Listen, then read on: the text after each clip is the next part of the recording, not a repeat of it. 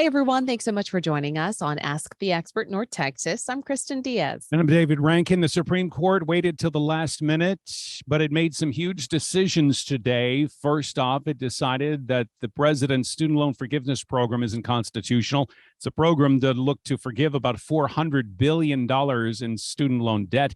The court ruled the president should have gotten Congress's approval for a program like this.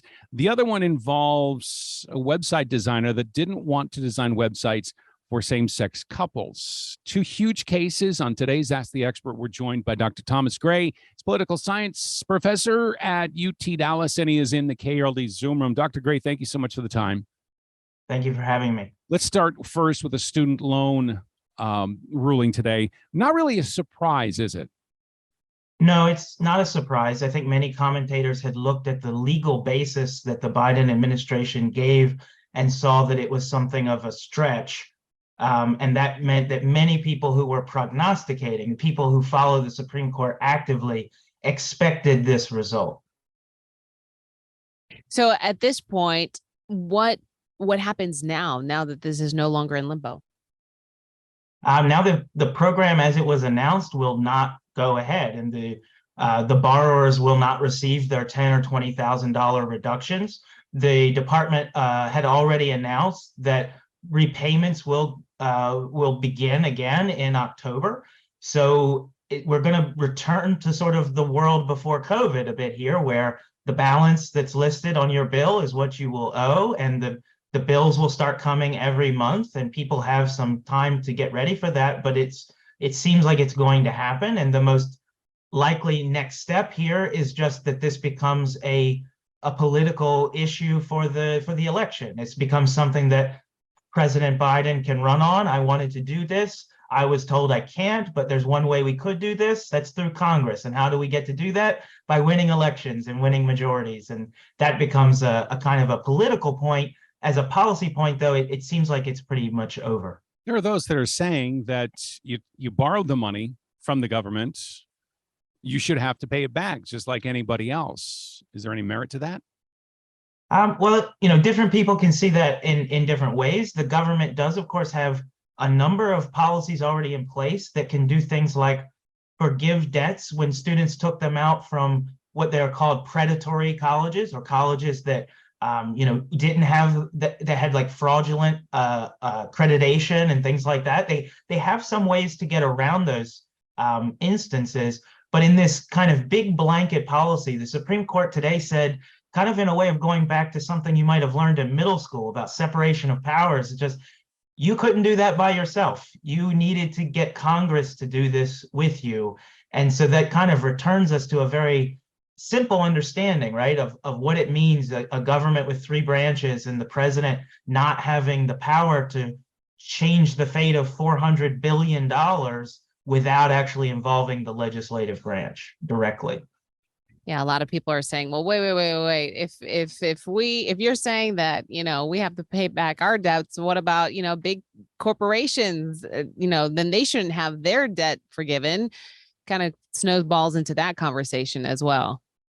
Right. And that will get to some of what I was describing as the political possibility. So the President Biden can talk about the difference between, say, the loans that were forgiven during the pandemic for businesses and some of the forgiveness policies. The U.S. government is actually incredibly strict about student loans specifically. Things like discharging in bankruptcy, student loans are treated very differently. And so there's definitely a room for a big conversation now about what is the fairness of the rules that we have, that the Supreme Court told us we have to stick with, those prior rules. What is the fairness of those rules relative to other systems we have, such as with corporate debt, bailouts, things like that? And certainly the politicians on both sides can kind of argue that out now. And what does the public think?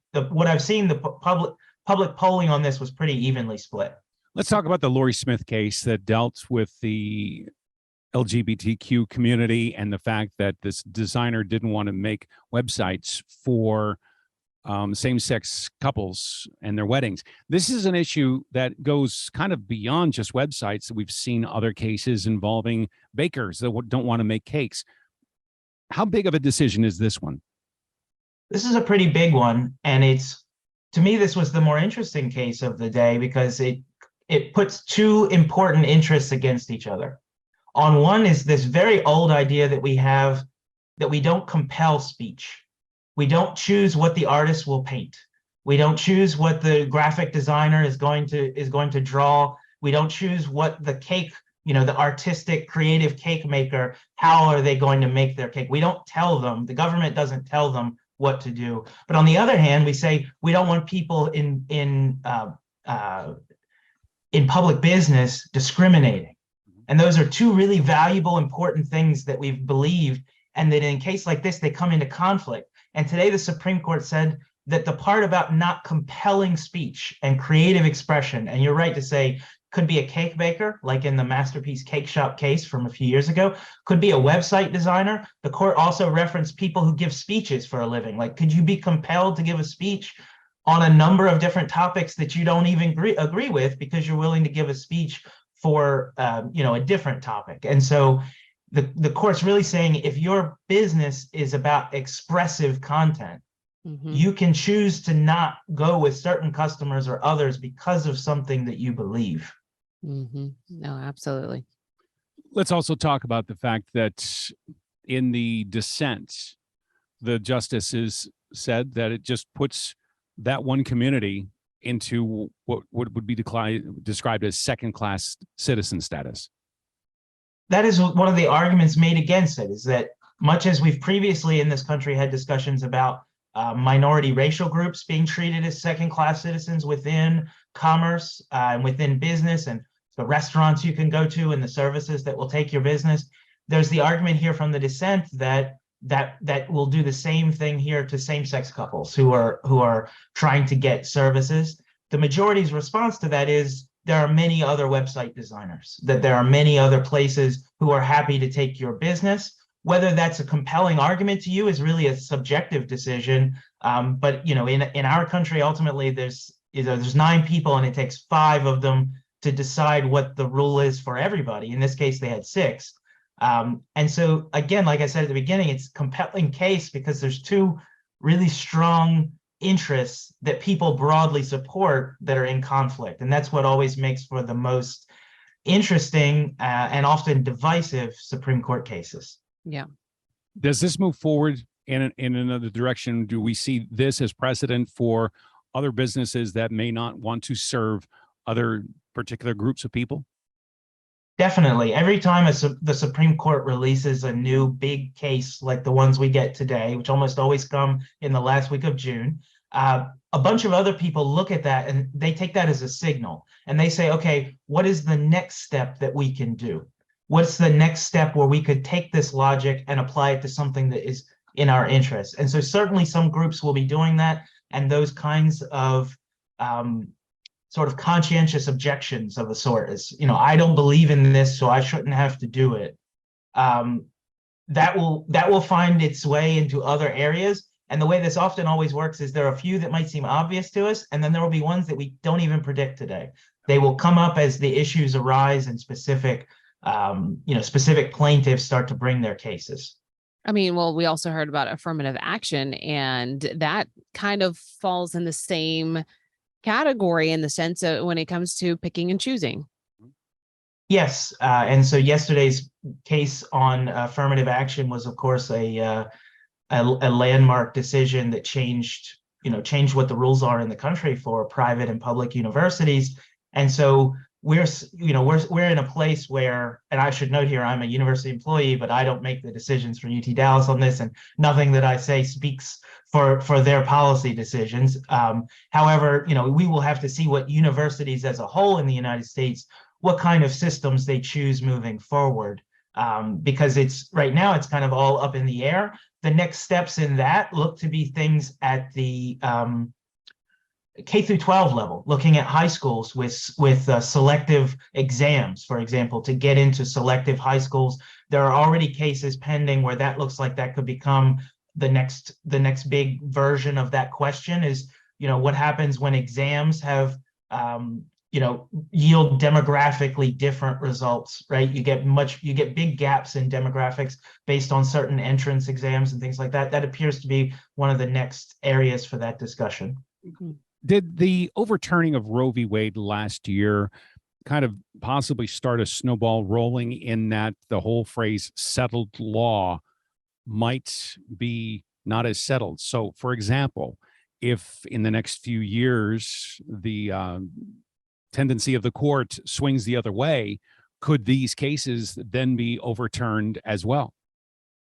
I think that is certainly partly true. I think the Supreme Court still does appeal to precedent when it can. I think that when a new majority, or in this case, kind of a stronger, more certain majority, really feels that it has that agenda power, they might be able to say, what are the cases that I think were just, as they say, wrong when it was decided? It was wrong from the very first day, and it's good for us to then go back and change it. That is what they would say. That is, for example, what Justice Alito would say.